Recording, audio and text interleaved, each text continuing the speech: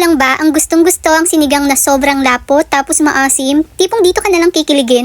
Pero totoo, iba talaga pag perfect ang lapot at asim, nakakabuhay ng kaluluwa. Kaya tara, pakiligin na natin ang araw mo. Luto tayo ng sinigang na hipon. Una, gigisa tayo agad ng sibuyas at bawang sabay na para walang arte. Pagka aroma alert na, ilalagay ko na agad ang gabe. Ito talaga ang sikreto sa malapot at creamy na sabaw, yung tipong kapit-kilig. Papalambutin ko muna siya ng kaunti, then kapag soft na, dudurug-durugin ko yung iba para gumanda ang lapot. Parang love life, pag malambot na tsaka mo durugin. Charing.